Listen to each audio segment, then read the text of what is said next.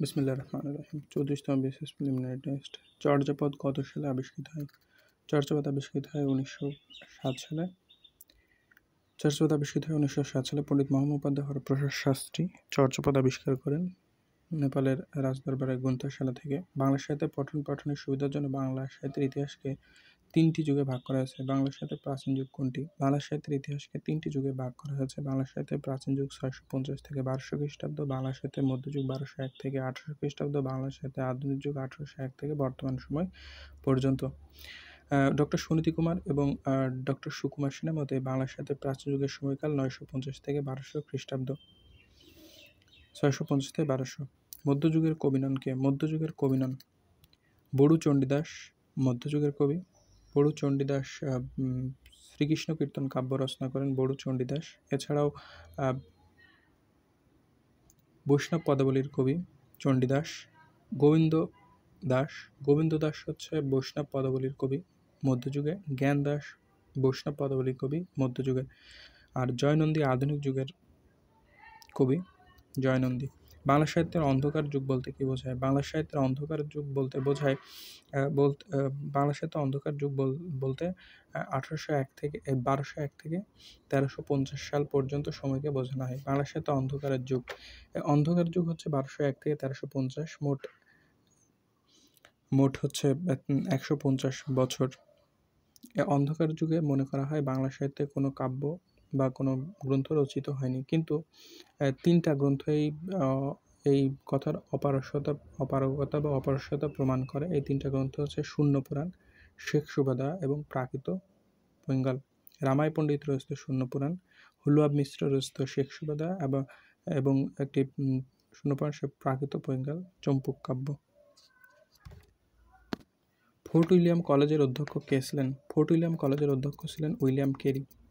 Fort William কলেজের বাংলা বিভাগের অধ্যক্ষ ছিলেন উইলিয়াম কেরি। তিনি 1800 সালে এই বিভাগে বাংলা 1801 সালে বাংলা বিভাগের অধ্যক্ষ হিসাবে নিয়োগ পান এবং 1800 সালে ফোর্ট উইলিয়াম কলেজ প্রতিষ্ঠিত হন। লর্ড ওয়েলসলি না মৃত্যুঞ্জয় বিদ্যালঙ্কার ফোর্ট উইলিয়াম কলেজের সবথেকে বেশি গ্রন্থের রচয়িতা ফোর্ট উইলিয়াম যুগের, সেটা হচ্ছে মৃত্যুঞ্জয় বিদ্যালঙ্কার। তার গ্রন্থগুলো হলো প্রবোধ চন্দ্রিকা, বেদান্ত চন্দ্রিকা, রাজাবলী, 32 সিংহাসন।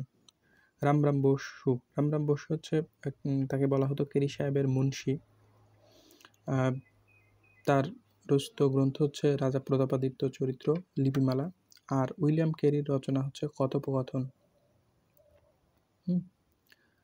কথোপকথন, ইতিহাসমালা। এগুলো হচ্ছে উইলিয়াম কেরির রচনা। এরপর আছে বাংলা সাহিত্যের জনক হিসেবে কার নাম চিরস্মরণীয়? মাইকেল মধুসূদন দত্ত। সার্থক নাটক, সার্থক কমেডি নাটক, সার্থক ট্র্যাজেডি নাটক এবং সনেটের জনক। বাংলা সাহিত্যের সনেটের জনক ঈশ্বরচন্দ্র বিদ্যাসাগর বাংলা গদ্যের জনক ঈশ্বরচন্দ্র বিদ্যাসাগর এবং রাজা রামমোহন রায় হচ্ছে ব্রাহ্ম সমাজের প্রতিষ্ঠাতা এবং গৌড়ীয় ব্যাকরণ রচনা করেন রাজা রামমোহন রায়। আর বঙ্কিমচন্দ্র চট্টোপাধ্যায় সার্থক উপন্যাসের জনক। মাইকেল মধুসূদন দত্তের রচনা নয় কোনটি? মাইকেল মধুসূদন দত্তের রচনা নয় তিলোত্তর সম্ভব কাব্য মাইকেল মধুসূদন দত্তের, মেঘনাদবধ কাব্য মাইকেল মধুসূদন দত্তের, বেতাল পঞ্চবিংশতি এটা ঈশ্বরচন্দ্র বিদ্যাসাগরের বেতাল পঞ্চবিংশতি গ্রন্থে তিনি প্রথম জ্যোতিচিহ্নের সফল প্রয়োগ ঘটান। এরপর আছে বীরঙ্গনা ব্রজঙ্গনা, এটা মহাকাব্য মাইকেল মধুসূদন দত্তের।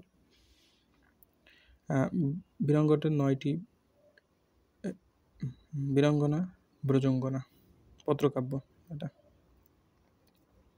বাংলা সাহিত্যের প্রথম পত্র বীরঙ্গনা। কুলীন কুলসর্বস্ব নাটকটি কার লেখা? এখানে 11টি পত্র আছে। বীরঙ্গনা পত্র। কুলীন কুলসর্বস্ব নাটকটি কার লেখা? কুলীন কুলসর্বস্ব নাটকটি লেখা হচ্ছে রামনারায়ণ তর্করত্ন। কুলীন কুলসর্বস্ব রামনারায়ণ তর্করত্ন। নীলদর্পণ নাটকটির বিষয়বস্তু কি? নীলদর্পণ নাটকটির বিষয়বস্তু হচ্ছে নীলকরদের অত্যাচার নিয়ে দীনবন্ধু মিত্র এই নীলদর্পণ নাটকটি রচনা করেন। ঘরে বাইরে উপন্যাসটি কার লেখা? ঘরে বাইরে উপন্যাসটি লেখা রবীন্দ্রনাথ ঠাকুরের রাজনৈতিক উপন্যাস এই ঘরে বাইরে। এর চরিত্র হচ্ছে নিখিলেশ, বিমলা।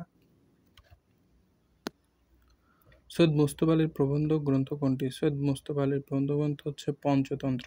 সৈয়দ মুজতবা আলী পঞ্চতন্ত্র 2 পর্বের একটি প্রবন্ধ গ্রন্থ, যেটা সৈয়দ মুজতবা আলীর রচনা। তত্ত্ববোধিনী পত্রিকার সম্পাদক কে? তত্ত্ববোধিনী পত্রিকার সম্পাদক হচ্ছে অক্ষয় কুমার দত্ত। তত্ত্ববোধিনী পত্রিকার সম্পাদক। ভাষা আন্দোলন ভিত্তিক নাটক কোনটি? কবর নাটক। ভাষা আন্দোলন ভিত্তিক নাটক কবর নাটক, এটা মুনীর চৌধুরীর রচিত। জন্ডিস বিবিধ বেলুন, এটা হচ্ছে নাট্যাচার্য সেলিম আল দিনের। পায়রা পাওয়া যায় সৈয়দ শামসুল হকের। এগুলো কোন মুক্তিযুদ্ধ ভিত্তিক? এই কি ভাষান্তর ভিত্তিক নয়, এটা মুক্তিযুদ্ধ ভিত্তিক। পায়রাস পাওয়া যায়, কদম আলী, এটা নয়। ভানুসিংহ ঠাকুর কার ছদ্মনাম? ভানুসিংহ ঠাকুর রবীন্দ্রনাথ ঠাকুরের ছদ্মনাম। রবীন্দ্রনাথ ঠাকুরের ছদ্মনাম হচ্ছে ভানসিংহ ঠাকুর।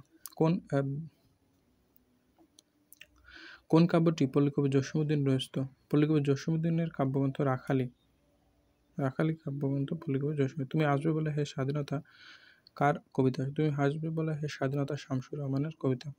দেয়াল রচনাটি কার? দেয়াল রচনাটি হুমায়ুন আহমেদ। হুমায়ুন আহমেদের দেয়াল একটি রাজনৈতিক উপন্যাস। মুক্তিযুদ্ধভিত্তিক উপন্যাস কোনটি? মুক্তিযুদ্ধভিত্তিক উপন্যাস হচ্ছে কৃতদাসের হাসি, মাটি আর অশ্রু, হাঙ্গর নদী গ্রেনেড, সারেংবউ। হাঙ্গর নদী গ্রেনেড সেলিনা হোসেনের মুক্তিযুদ্ধভিত্তিক উপন্যাস। হাঙ্গর নদী গ্রেনেড। কৃতদাসের হাসি, এটা শওকত ওসমানের। আর হাঙ্গর নদী গ্রেনেড, এটা সেলিনা হোসেনের মুক্তিযুদ্ধভিত্তিক উপন্যাস। এটা হচ্ছে কৃতদাসের হাসি। আচ্ছা, আমার ভাইয়ের রক্ত রাঙানো 21 ফেব্রুয়ারি আমি কি বলতে পারি? এটা আব্দুল লতিফের গাওয়া। আমার ভাইয়ের রক্ত রাঙানো 21 ফেব্রুয়ারি, এটা আব্দুল লতিফ। 1985 সালে নাসিরুদ্দিন স্বর্ণপদক পান কে? নাসিরুদ্দিন স্বর্ণপদক পান সৈয়দ আলী আহসান। 1985 সালে নাসিরুদ্দিন স্বর্ণপদক পান সৈয়দ আলী আহসান। মুক্তিযুদ্ধভিত্তিক উপন্যাস হাঙ্গর নদী গ্রেনেড, আর আমার ভাইয়ের রক্ত রাঙানো 21 ফেব্রুয়ারি আমি কি বলতে পারি? আব্দুল লতিফ। আর নাসিরুদ্দিন স্বর্ণপদক সৈয়দ আলী আহসান।